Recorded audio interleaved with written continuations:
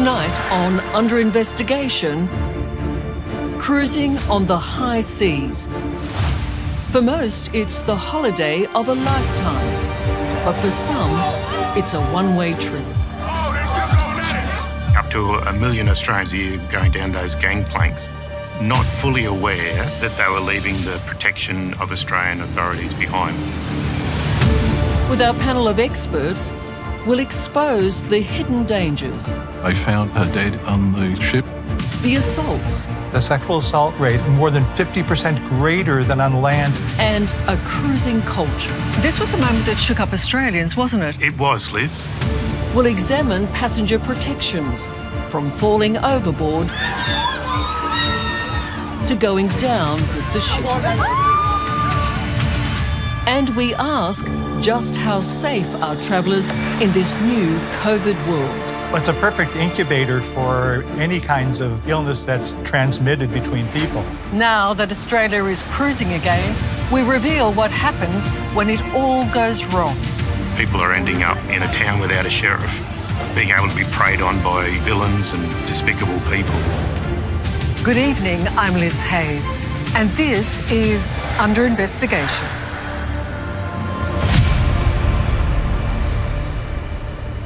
Joining me tonight from Brisbane, Mark Brimble, the Australian head of the International Cruise Ship Victims Organisation, whose former wife, Diane Brimble, died on a cruise ship. Graham Perrott, MP, who chaired a parliamentary inquiry into crimes at sea. From Canada, sociologist Professor Ross Klein, who's studying crimes on cruise ships. In Sydney, Professor Natalie Klein, an expert in international law of the sea. And Ron Honig, New South Wales State MP, who was counsel assisting the inquest into the death of Diane Brimble. Cruising has become a massive vacation industry. At its peak, 51 cruise lines with 320 ships plied the world's oceans. It's huge. It's grown exponentially, doubling every 10 years. So in the 1960s, it had about 600,000 passengers. Today, worldwide, it would be over 25 million. But with the explosive popularity comes some appalling problems. From onboard brawls and passengers falling overboard, to drug and alcohol abuse, allegations of sexual assault, and even murder. A lot of people get on a cruise ship thinking that this is going to be a trip of a lifetime, but the murky life that you can be drawn into, or the social situations you can be drawn into, are quite frightening. But for the cruising industry and its passengers, the immediate challenge is COVID-19. 2.5 years ago, the government banned ships entering Australia following the Ruby Princess debacle and the mishandling of COVID cases on board. Passengers led off into the streets of Sydney while the virus was on board. It was a decision that triggered the country's first super spreader event. Health checks at sea, evacuations, passengers dying. The final tally saw 900 people infected with COVID, 28 of whom died.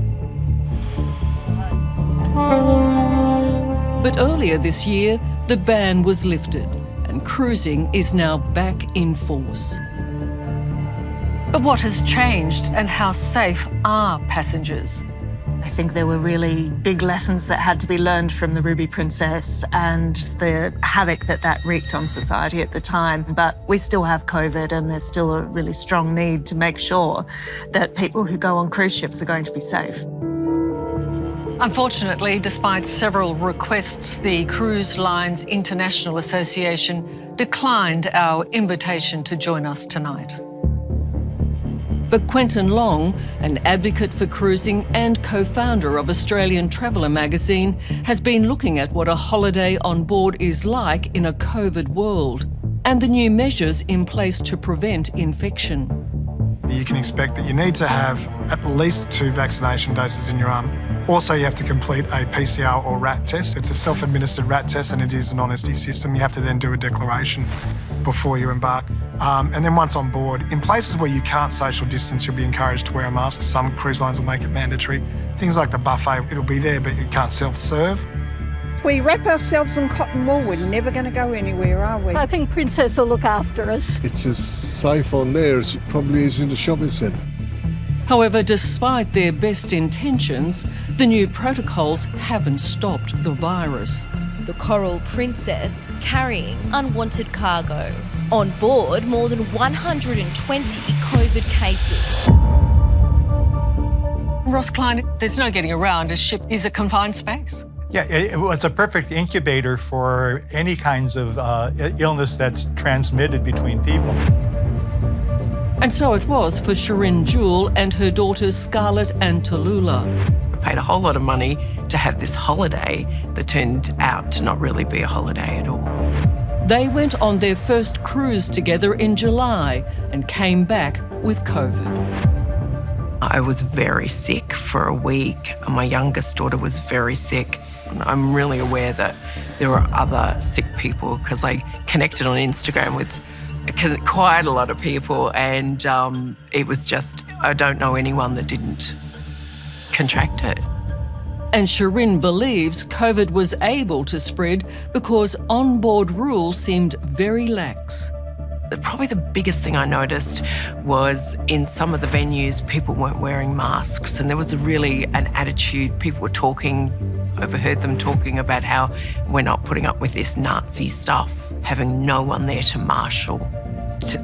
Those things, that's the missed opportunity because that's how people got sick. The industry says it's working with leading health authorities and state and federal governments to set in place COVID-safe protocols to ensure the well-being of passengers. And I guess the key for you, Ron, is who's ensuring these protocols are enforced. And you can't leave that to vested interests. You're going to need independent oversight. Somebody needs to be in control of health. You don't think we can have self-regulation? Well, I think we've seen before in relation to the cruise ship industry that self-regulation does not work in the medium to long term because what drives them are profits. But this is what we're seeing here, aren't we, Natalie? Self-regulation? It sounds very much like self-regulation in the way that the new protocols have been drafted, but the question is, well, if these things are not being followed, well, who would a passenger turn to in that situation? And what can we really expect will happen if these things are not being met as they should? Of course, with all travel comes risk. And now cruising passengers will have to sign a statement acknowledging the risks of COVID-19 being on board. But the Australian cruise ship industry says it's well prepared to treat COVID outbreaks. They now have dual sick bays. So one sick bay will be where they can actually isolate any cases of COVID that they need to, and meanwhile service non-COVID but ill people in a separate one. But it might come at a cost. The industry says passengers will receive a free assessment for COVID, although it's unclear whether there will be a charge for treatment. That, says the industry, will be determined by the policies of individual cruise lines and their doctors on board. They're a private contractor on board the ship. They're paid a stipend. Depending on the cruise line, it can be as high as $10,000 a month, but then they also charge for their services. So for office visits, for any types of prescriptions or any other kind of treatments, there's always a fee attached. It's information passengers should know, given COVID seems ever present. Just a few months ago, America's Centre for Disease Control stopped monitoring cruise ships infected with COVID, accepting that the virus was now a reality for passengers. And it should be noted that prior to cancelling the program, all 95 cruise liners who'd signed up to the CDC's program had COVID-19 on board. To have COVID on every ship that was being monitored, what does that tell us? That COVID is here to stay and we have to accept it as part of the reality of going on a cruise ship. But it's not just COVID passengers need to look out for. Holidaying on the high seas is far from being risk-free because cruise ships, many carrying more than 5,000 people, are like floating cities. And like cities ashore, they experience crime and other threats to public safety. In the latest, up to 30 people were caught up in a fight that left passengers and crew injured. You're talking about huge populations of people in a relatively confined space. Australians often make a cruising vacation a family event, and many presume that if a crime occurs on board, it is dealt with as it would be on home soil. But at sea, law enforcement is a complex business. And many victims don't realise they're often not protected by Australian laws. It's the government's ultimate responsibility to protect people's health, welfare and safety. And there is no government protection at all for those people who go onto these cruise ships.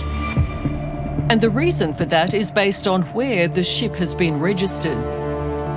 Few Australians may notice the flag flying on the ship they're boarding, but that flag tells you where the ship has been registered and, importantly, the laws that will apply on board. It's called a flag of convenience, and it's almost never Australian.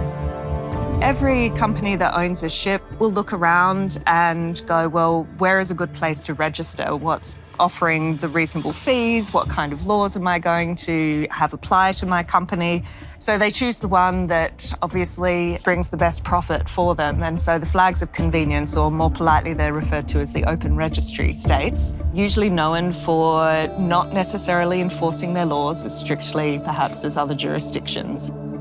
And the countries where cruise lines often choose to register their ships include the Bahamas, Panama, Bermuda, the Marshall Islands and Ecuador.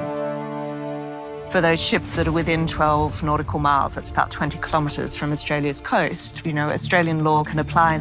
But once we get onto the high seas, we're beyond those waters, then it's going to be the law of the flag state. And that's where we start running into problems. And those problems can see passengers in a world of trouble. If there's a crime on board a ship that has its flag of convenience in Panama, Bahamas, wherever, that particular country is expected to be the ones who take control of the investigation? They should be, yes. And how quickly can they respond? Well, they don't. So even where we do have standards and procedures, they're just not being implemented. Many of the countries that offer cruise ship companies their flags of convenience have police forces that are ill-equipped to investigate crimes at sea. I think people are under a misunderstanding that they'll be taking the protections of the Australian government, of the Australian police, with them when they go cruising around the waters of the Pacific or even the world, but that is clearly not the case. You've got flags of convenience vessels, you've got people that don't understand the laws of Australia, so it is a recipe for disaster. Millions of travellers enjoy cruising the world on massive ships akin to floating cities, and many keep coming back for more. But tonight, we reveal the horror for passengers when it all goes wrong. You could be murdered and there'll be no consequences. Ron Honig, New South Wales MP and lawyer, says when a crime occurs, victims could be shocked by what doesn't occur. The reality is that even under the current system, if you go embark on a cruise and something happens to you, they do not have the facilities to protect people. And don't think it can't happen, says sociologist and industry investigator Ross Klein. The issue of sexual assaults on cruise ships is not new, nor are murders on board cruise ships. Carnival Corporation admitted to 108 sexual assaults over 5 years. This would have been in 1999 in response to discovery in a lawsuit. Data from that period of time, the late 90s, early 2000s, indicate that the rate of sexual assault on some cruise lines was 115 per 100,000. That means that the sexual assault rate on board cruise ships was more than 50% greater than on land in Canada. So your risk of assault is considerably greater being on a ship than staying at home. And Mark Brimble, as Australian head of the International Cruise Ship Victims Organisation, says first-hand reports he has received suggest many crimes are not reported. I've had people calling me where they've been sexually assaulted on a ship, but the fear that they have of reporting that to the purser or any person that's in charge on board the ship is the repercussion of what may happen to them, because they've still got to stay on that ship for another 7 or 14 days. And they have a fear of being thrown overboard. They have a fear of losing what rights they may have had they been on mainland Australia. They don't have anyone to protect them. There's no police force. Mark Brimble's knowledge of crime and antisocial behaviour on cruise ships and the industry's response follows a very personal experience. On Monday, September 23, 2002, Diane Brimble, Mark's former wife and mother of 3, boards the P&O Pacific Sky cruise liner in Sydney for a 10-day trip. She's with her sister, daughter and niece. They saved up for 2 years for their very first international cruise. After cocktails and dinner, Diane's niece and daughter retire for the night. Diane goes to the ship's disco. It would prove a fatal decision. The following morning, Diane is found dead in a cabin occupied by 4 men. Toxicology tests reveal she has ingested a cocktail of alcohol and the date rape drug GHB. What happened for me was receiving the phone call letting me know that Diane had passed away and the ship was sailing between Sydney and Noumea. Did anybody explain what had happened or what they believed had happened? No, not a word. When they got the family off the gangplank at Noumea, they were finished with it. Frankly, they just didn't care. Mark says from then on, he and his children heard little more from the cruise company or police. Suddenly, 2 years later, I was called into the police station to be interviewed by a detective. And I said to the detective in that room, what happened? What is going on? Can somebody please tell me what happened to Diane? And you were shocked?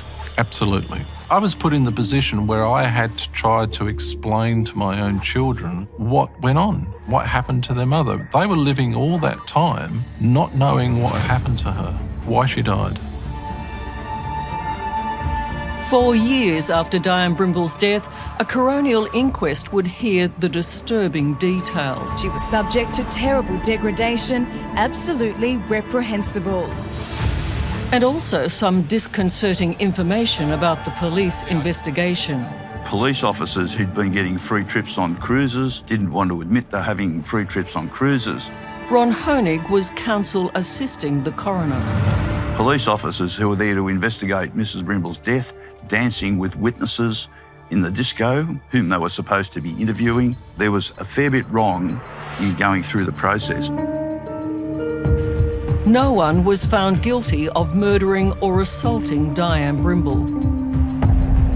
And despite the coronial inquest detailing the use of illegal drugs and excessive alcohol, the cruise company continued with what appeared to be highly provocative advertising.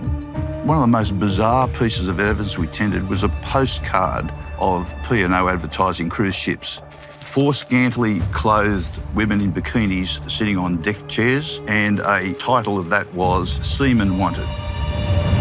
The coronial inquest exposed a number of serious failures by the cruise company, including not securing the room where Diane Brimble was found. A senior crew member told a junior security officer guarding the room to step aside. And the unforgivable loss of potential forensic evidence when the male occupants were allowed to re-enter the cabin. He even saw one man pick up 2 white tablets and put them in his pocket. The death of Diane Brimble prompted a parliamentary inquiry into the cruising industry, chaired by federal MP Graham Perrott. I present the committee's report entitled Troubled Waters. Graham Perrott, this was a moment that shook up Australians, wasn't it? It was, Liz. We heard some incredible evidence of a culture of cover-up, of people not reporting up to the bridge, basically because it was in the interests of the company to keep quiet about bad behaviour that does take place on cruises. The inquiry made a number of urgent recommendations to the government, including the mandatory reporting of crimes on Australian cruise ships. But incredibly, none were made compulsory. There's a lot to be done to make sure that cruises are safer. Unfortunately, I feel that the Troubled Waters report might as well have been thrown in the bin when it comes to a government response. Not even the simplest recommendation, an information pamphlet about crime and protection for boarding passengers, was enforced. As Graham said, it should just be thrown in the bin because they've done nothing with it. They've allowed the industry to prosper. The industry did everything to clean up its image, but did nothing to clean up its act. There are many outstanding issues. Many of the coroner's recommendations from the inquest into Diane Brimble have not yet been implemented, and all those are specifically designed to ensure the safety of passengers. The serious illness and death of one person is too high a price to pay for the economic interests of a cruise liner. It should be noted that the industry says serious crimes on cruise ships operating out of Australia are relatively rare. But cruise line companies are not compelled to report a crime if it occurs in international waters. I don't think that the statistics that the cruise industry are giving us are right, because there are drugs on board ships. There are crimes and assaults that are happening on board ships that are not reported. It is different in America, though, where all cruise ships are governed by the Cruise Vessel Security and Safety Act, which means cruise companies must report all serious crime, suspicious deaths, missing persons, and theft of money or property in excess of $10,000. There is no such law in Australia, but the Cruise Lines International Association says its members must follow a policy of reporting crimes on board. This is them saying they are doing everything that they can and should do. What do you say to that? Well, they define what's a crime. Under the law in the U.S., the Cruise Ship Security and Safety Act, it's the cruise line itself, their security, that defines whether or not an incident is a crime. So that if a woman is dancing on the dance floor and a man comes up and puts his hand down her underwear, if the cruise line says it is not a crime, whether the woman says it was sexual assault or not, the cruise line has defined it. On the cruise, there's a lot of alcohol and there's a lot of drunk people. Shirin Jewell, a recent passenger on a cruise out of Australia, experienced the alcohol-fuelled environment which can affect on-board behaviour. I had very drunk people coming up and hugging me, and I was like, you're some random I don't know. You're giving me a hug. It's the question of when is there going to be sufficient impetus to act. And I think we are getting increasing pressure around doing something about crimes on cruise ships. We saw extraordinary changes in the industry after the September 11 attacks, and that's when the roles of safety and security officers particularly came under focus because there was such concern about preventing terrorist attacks at sea. So there is a momentum building, but we haven't got the action that needs to follow from that just yet. At 10:25 a.m. on February the 3rd, 2013, 24-year-old American Jackie Castronellis is found dead in her cabin aboard the Seven Seas Voyager just as the ship is docking in Darwin. She is the lead singer and star attraction of the ship's Cirque Voyager show. On the night of her death, Jackie had joined fellow cast members for drinks before heading to her cabin. The next day, when she hadn't emerged, Jackie was found dead in her bed, lying on her back. Mark Brimble, Australian head of the International Cruise Ship Victims Organisation, has studied the case. They found Jackie dead on the ship, they got her off, and they turned that ship around and got it back out again. So they were gone before there was any chance to be able to preserve further evidence that could have been obtained, or further interviews with passengers and crew members on board at the time. Keep it all in. Just as with the Diane Brimble case 10 years before, what followed the discovery of Jackie's body on the ship as it sailed into Darwin, according to her family, was a shoddy investigation by the local Northern Territory Police. Darwin detectives say they're no longer treating the death of a young cruise ship worker as suspicious. That, and says the family, a sense of indifference from Regent Cruises. I don't think they cared. I think they wanted to get that ship out of port, and they were released from port within 30 hours. A family whose daughter died on a trip overseas looking for answers and pushing for her case to be reopened. Jackie's mother, Kathy Castronellis, has spent years and a small fortune investigating her daughter's death. I feel very uncomfortable with what happened, that there's something not right. Maybe the police didn't know what happened, and for Regent, they maybe didn't know exactly what happened, but they wanted that ship back out on its route. An inquest would determine that Jackie died of a rare genetic disorder called sudden death syndrome. But it's a cause of death that cannot be proven with absolute certainty, and there's no history of it in Jackie's family. Kathy says if Jackie had died of foul play, the cruise company and police gave themselves little chance of finding out. Everything went floating off. They let the ship go off. They didn't test the room. They didn't re-interview the ex-boyfriend. They just didn't do so many things. They should have just covered the bases. If they had just done their job correctly, at least we'd have more answers than questions. I guess that's where we are now. Why couldn't you just take the time to do your job right for the sake of this family and for this young girl? If you become the victim of crime at sea, the industry says the ship's onboard security officers are specially trained and that there are procedures in place for the collection of evidence, the preservation of crime scenes and the obtaining of statements. Stop. Settle. But critics believe the security guards who are ship employees face a conflict of interest and are potentially burdened with the pressure to protect the reputation of the cruise line. Federal MP Graham Perrott, who chaired a parliamentary inquiry into the cruise industry, says it was found some security guards feared there'd be consequences when reporting crimes because it was negative news few wanted to hear. If the sheriff can lose their job for reporting a crime to their boss, well then they make sure that the deputy doesn't tell them about crimes. So if there's a squeaky wheel is making a lot of noise, well then suddenly they've found that they're not taken on the next cruise. It's as simple as that. Mark Brimble argues an independent authority on board is vital. On a ship, who do you call? Who is it that you would get through to that could be independent enough to be able to help you in a very, very difficult position? The coronial inquiry into Diane Brimble's death proposed a solution. Make it a condition of passage for cruise ships operating from Australian ports that the company pay for Australian Federal Police officers to be on board every ship.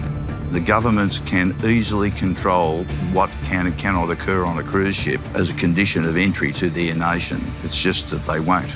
You can't deter crime without police. You can't stop murders and deter murderers unless there are police on board. You can't stop rape unless there are criminal investigators. You can't stop drug supply and drug distribution unless there are police there able to investigate, arrest and detain those persons. Nobody would disagree, perhaps, but it can't be done that easily. No, I mean, I agree that that is what might be needed, but the absolute difficulty in the end is that you don't have police who can go and operate in another country. So by saying we're going to put Australian police on a vessel that's flagged to Bahamas, you're essentially saying, well, we're sending Australian police into the Bahamas to arrest people. And that's not going to be possible unless Bahamas consents to that. But you can say to them, you're not bringing your cruise ships to Australia unless Australian Federal Police are on board to be able to investigate and deter crime. I mean, there needs to be that deterrent. I mean, we can have conditions on vessels coming into our ports, absolutely, but we can't have like those... what, though? Well, you could set conditions similar to saying that if you're coming in, you have to adhere to these particular standards. Why wouldn't the industries themselves want to? What's at stake here? It's the financial imperatives. It's money. It's always the money it comes back to. But it can be done. Glacier Bay in Alaska has legislated random inspections of cruise ships to prevent environmental crimes like illegal waste and sewage disposal. They're dealing with environmental issues. Industry expert Professor Ross Klein argues the same system could be implemented for all crimes on cruise ships. There's no reason why that same model could not be used for independent observers and independent investigators for purposes of crime. And Ron? Look, governments have got to have a bit of courage and say, you're not making money out of Australians unless Australians are protected. You can't protect them. They need an independent police force to protect them. If there is one terrible fear about cruising miles out to sea, it would have to be falling overboard. And whether deliberately or by accident, it does happen. Reports show up to 25 people a year go overboard from cruise ships, almost 350 since 2000. It's a tiny percentage of total passenger numbers. But there's a way to quickly detect if a passenger has fallen from the ship with person overboard technology. It relies on advanced sensors or images that alert the crew of a person overboard in real time. Very few cruise ships around the world today with passengers have person overboard systems 10 or 11 years after they were mandated. And they're gaming the system and they're continuing their arrogance. I mean, I think that's just a reflection of how they play us as consumers, giving them money, and they don't really take responsibility for taking care of their passengers. Federal MP Graham Perrott chaired a parliamentary inquiry into the cruise industry in 2013, which decided that person overboard technology should be installed on ships operating from Australian ports. That was recommended in our report back in 2013, and the industry has not responded to that recommendation. So that's a simple piece of technology. We know that in a post-COVID world, there'll be more people outside near the handrails. There's plenty of profits to be made. Let's see them step up. We should make sure that we can save some lives in the future. These systems have been on the market now for more than 10 years, so they're avoiding putting them on, which would save lives. Why avoid that? I think there's two reasons. One is that the systems cost money, even though it's a trivial amount. I think the other part is that when a person goes overboard and there's a lawsuit, the key to liability is that the cruise line had to have known. If they put a person overboard system on a cruise ship, they're admitting that they have foresight of people going overboard. They've admitted that it's a problem. Perhaps the ultimate nightmare is when the ship sinks. On the 13th of January 2012, the cruise ship Costa Concordia ran aground off the Italian island of Giglio.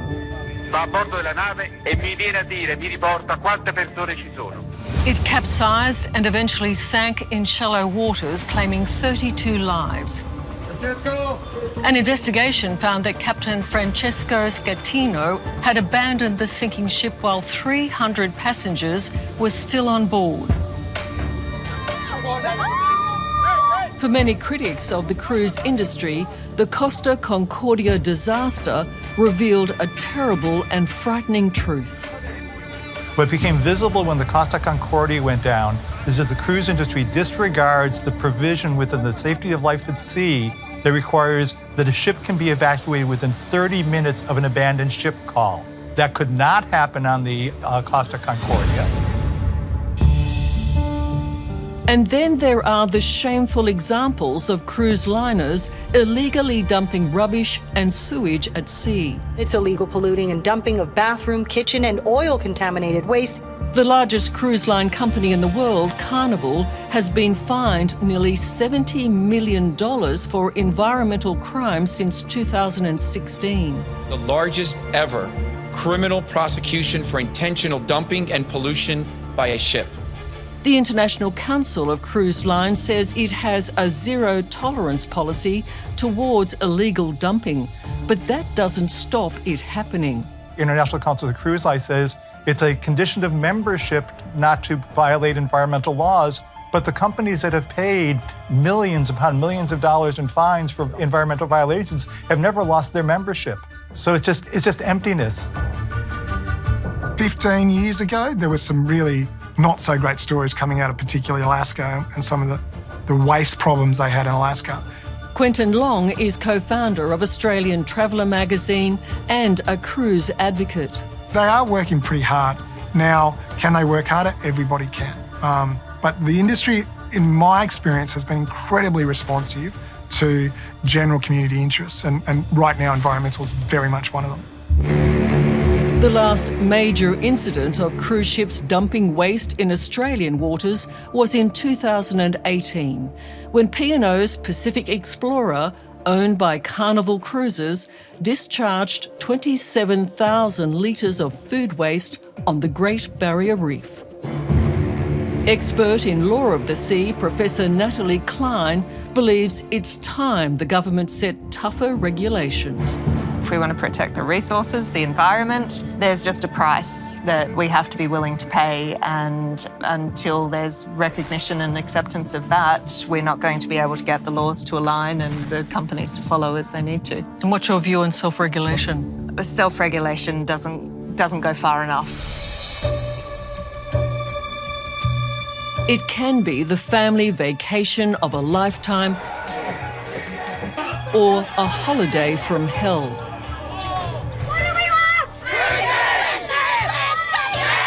And whether they're aware of the potential dangers or not, including getting COVID, passengers are enthusiastically jumping back on board. Since COVID swept the world, the industry has taken a financial beating. To literally stay afloat, it's had to introduce new measures to try and ensure passengers' health. It's been pretty impressive by the cruise industry to develop protocols in conjunction with health authorities that are so comprehensive. And I pay credit to them for doing it, but it is something they had to do to give people confidence on their ability to travel on cruise ships. My concern is history shows that a lot of these standards only apply when it's in their economic interests to apply. Tonight, our experts have highlighted the danger zones and where they believe changes are still needed to ensure passenger safety. Starting with independent policing, as recommended by Ron Honig and the Brimble Inquest 20 years ago. There is no other solution to deter crime and to protect human life than having police on board. And that's the only way every town, every society, every city, every nation operates. Our panel also believes cruise ships should be required to install person overboard technology. You will proceed to your assembly stations. And that before boarding, passengers should be given clear and concise information about crime, accidents, health and safety, as recommended by Graham Perrett's Federal Parliamentary Inquiry. We're a first world country, a wealthy country, an ageing country where people like to go on cruises. We need to work with the cruise industry. Waiting for them to get it right won't work. We need government to step up. Natalie, what is your message to passengers who are thinking about embarking on their next trip? The passengers need to be aware of what protections they actually have. They have to be aware that they're leaving the protection of Australian law when they are on that ship and voyaging onto the high seas. And until we really get serious about the accountability, about finding ways to enforce, then we're going to keep having tragic circumstances that we're talking about today and that we see in the news. According to Professor Ross Klein, the greatest force for change will and should come from the tens of thousands of Australians who love to cruise. He says if passengers are unhappy and stop booking trips, the industry will take notice. What we learned in the US, it was grassroots pressure on Congress that led to those changes. And I think it's the Australian consumer that needs to first be educated but then also be motivated to begin to put pressure, not just on government, but put pressure on the industry, because they're not going to go on the ships if the industry doesn't take their health and welfare seriously. The industry is very sensitive to political pressure, to economic pressure, and if they start losing passengers, they're going to start changing their ways. So it's passenger power. That's what I would argue. I think that's the only way we're going to see meaningful change, because then they can't argue about, laws or international regulations or anything else. It comes down to, we need to make money and we need those passengers on board, and we'll do what we have to do to make that money. And Mark Brimble, what do you think Australians should, at the very least, request and demand? I think every Australian should have the right to know what safety or security they may be giving up as a result of going onto a ship.